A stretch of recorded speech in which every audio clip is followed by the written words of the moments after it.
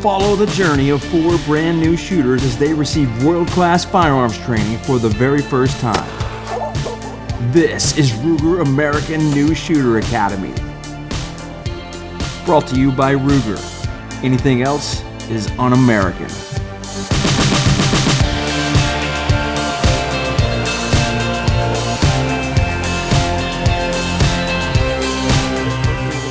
Right after we fill some magazines and grab some eyes and ears, I'm not going to tell you how to hold the gun. I am not going to tell you how to grip it properly. I am not going to teach you anything.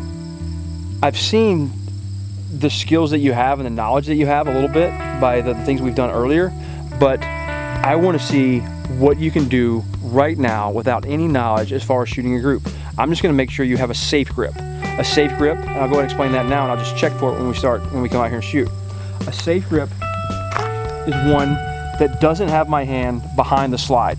Okay, this slide is going to move when the gun fires, and we'll talk more later on about how this gun completely functions and everything else, and as that works.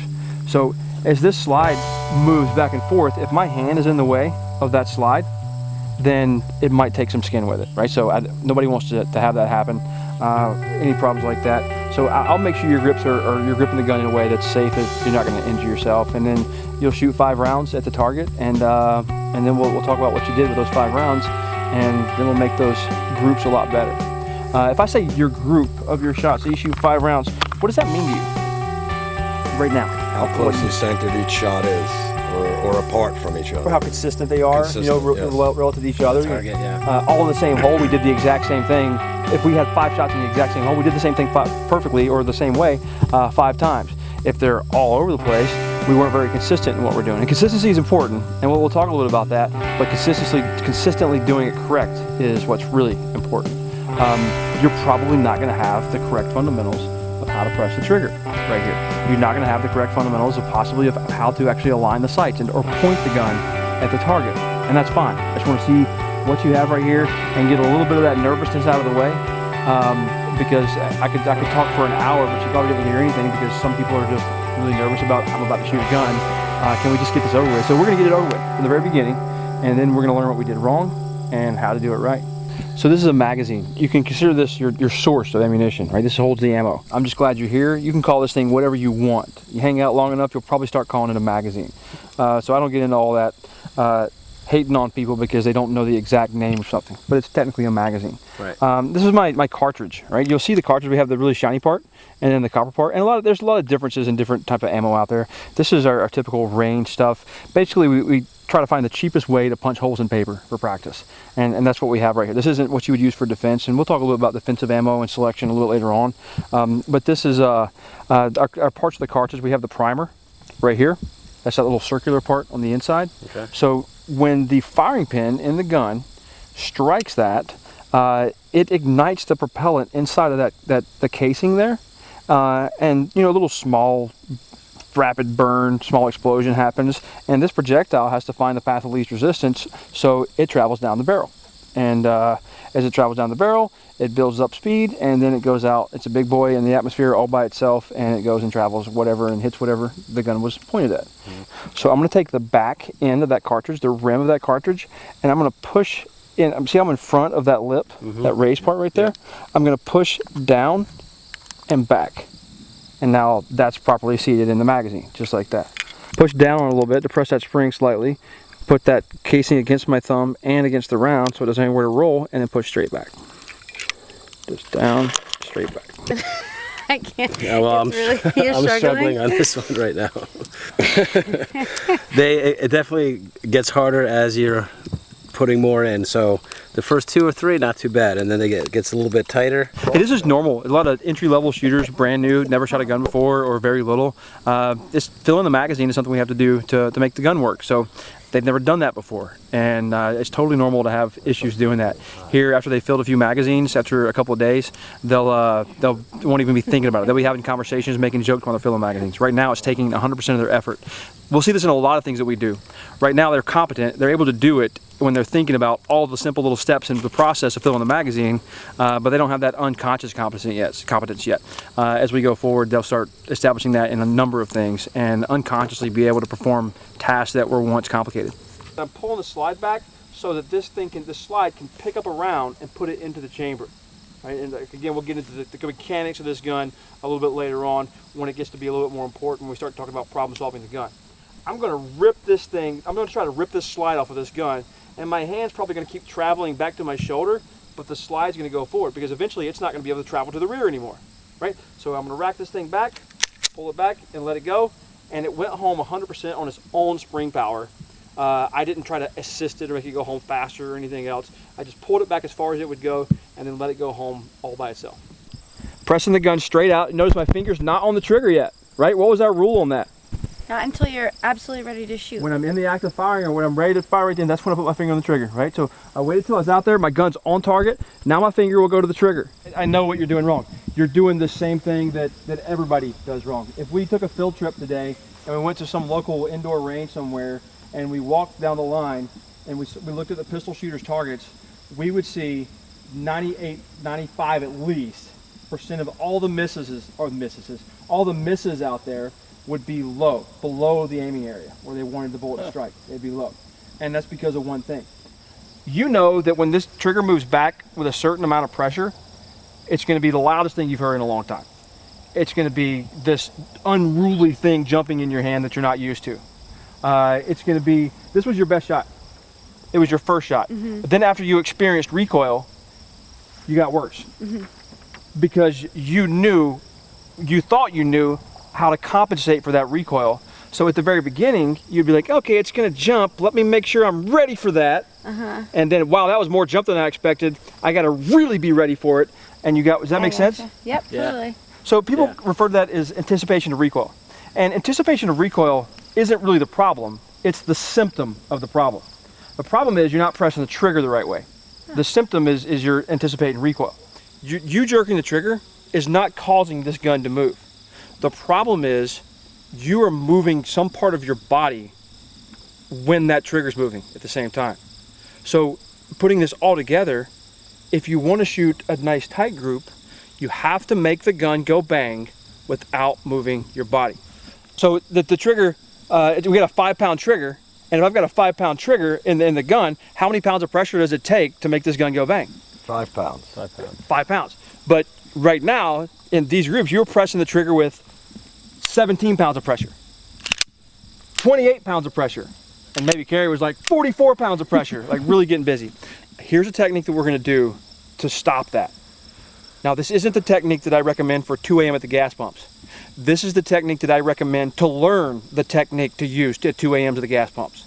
And you'll see how that starts to come together here as we go forward a little bit. I want you to think about this trigger. We're going to think of it that there's 2 stages to this type of trigger. I've got slack, and then I got the wall. The wall is the heavy part. The slack is that really light part before you get to the wall. You guys felt that when you were shooting, that it was really light, and then it got to a heavy part, and then it got heavier and heavier and heavier.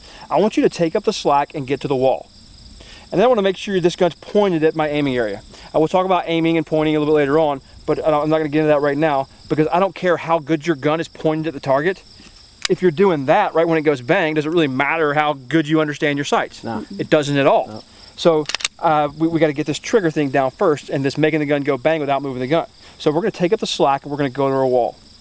And you're going to think to yourself, you're going to try to learn this trigger and try to learn what 5 pounds of pressure feels like. So I think about it in my head. I think I'm going to apply more pressure. I've got my gun pointed at the target, and I'm going to keep it pointed there, and I add 1 pound of pressure, 2 pounds of pressure, 3 pounds of pressure, 4 pounds of pressure, 5 pounds of pressure, 6 pounds of pressure, 7 pounds, and it's my perception of 7 pounds. That's when the shot broke. That's when the trigger worked. That's when it got far the pressure it needed, was my perception of 7 pounds. I don't want you to go straight to 25 pounds. I want you to figure out the exact amount of pressure it takes to make this gun go bang. I want you to be able to take this gun, put it back in your holster, pull out your phone, and write me a paragraph on what it felt like while you're pressing that trigger. If it felt, I took up the slack, I went to the wall, I added 1 pound of pressure, I felt a little bit of movement, it got really tight. I added 2 pounds, I didn't feel any movement whatsoever. You're describing everything. I got to 7 and there was a big movement in the trigger. It felt really weird. It felt like there was a piece of dirt in there around 8 pounds of pressure. So I want you to feel everything that's happening in here.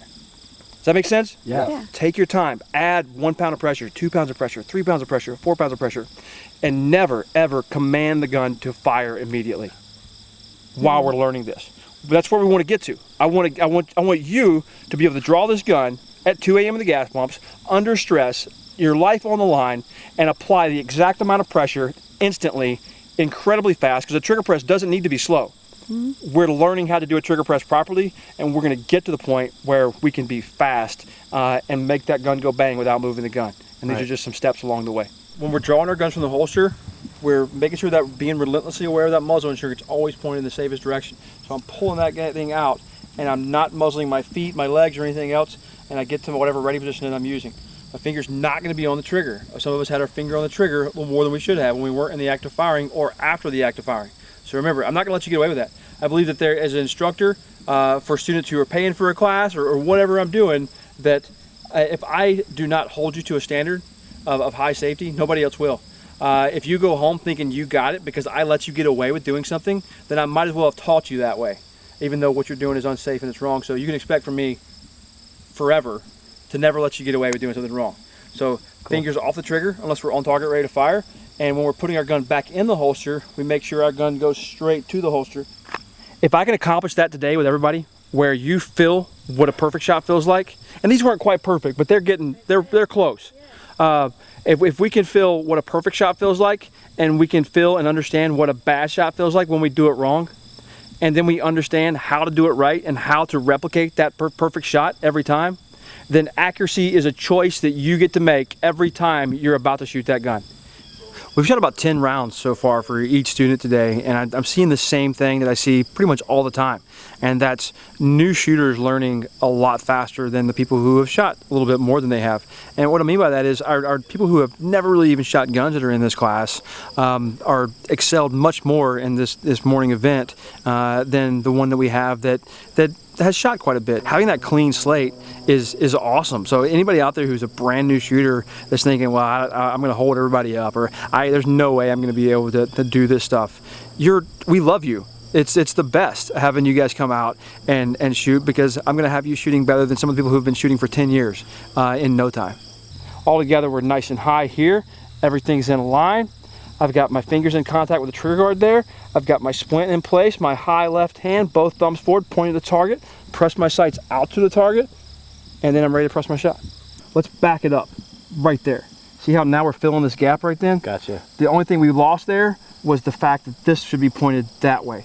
Now wrap the fingers again.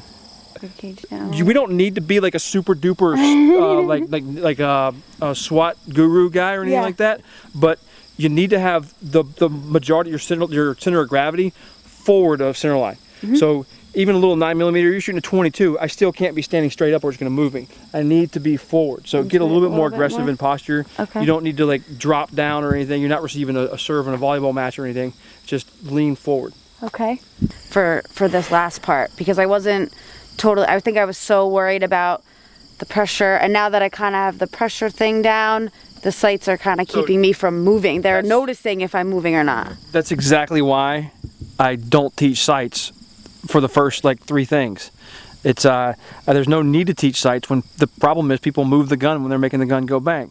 So I need to get you to where you can make the gun go bang without moving it, and then I'll tell you how to hit stuff, right? Then I'll tell you how to use the sights, and that worked great for you, right? Yeah, that's awesome. Really well. Very cool. So that's good to hear. Yeah. What I need you guys to do, all of you, and John and everybody here, is I need you to have the discipline to not let yourself shoot with a bad grip. You need to do the little things right. The little things is all it is. All this shooting thing is, it's a lot of little things being done right and coming together. You know, when's the last time you guys were bit by an elephant, right? Never. Mosquitoes, probably a few minutes ago, right? So it's those little things. Just think about it. Don't let yourself shoot with a bad grip. Think, okay, nice and high, go through your grip checklist. All right, now I need to make this gun go bang without moving the gun and keep it pointed at the target. That really sounds pretty simple, right? Grip the gun good. Well, let's put it in Zoolander terms. Grip the gun good, all right? Make the gun go bang without moving the gun. That's pretty much it. Cool. All right. Most of the time you'll talk to somebody, they'll tell you the only way to shoot a gun is to focus on the front sight blade, put it in the center of the rear sight notch, and that has to be there's the only way. Front sight focus is the end-all, be-all when it comes to aiming. I personally disagree with that. I think it is a great technique, and it works really, really well. for a few different things, but there's also other techniques that work better for some people, and there's the other techniques that work better in different situations, different applications. And one of those is a soft sight focus, right? So you guys have been using a hard sight focus where you focus hard on that front sight and put it in the center of the rear sight notch. Now I want you to have a hard or a soft sight focus where if I tell you to shoot the 0 in the center of the target, I want your eyes to be focused on the 0 in the target, and that would make the front sight blade blurry and the rear sight blurry. Catch that. So what made you catch that? What kind of math did you do? I just caught it. You didn't like calculate the pitch and the yaw and the tumble and the rotation and the weight and the speed and the you know, all that stuff, the trajectory, you know, the wind conditions. Just a reflex. You just caught it. Yeah. Right? So the same thing can happen in shooting if I'm able to see where my shots are going. So establish my grip, drag forward, early touch point, straight to the target, start the shot on target, prep for my next shot, finger off trigger, back to that ready position, and then back in the holster.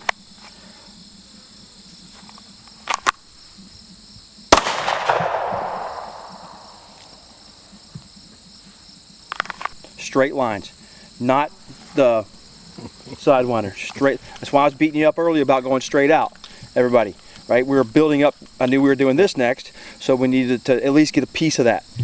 Once you get here, you've done that part 1,000 times. You've done it a lot of times so far, right? We're just adding in this much. That's all we're adding in, is this much.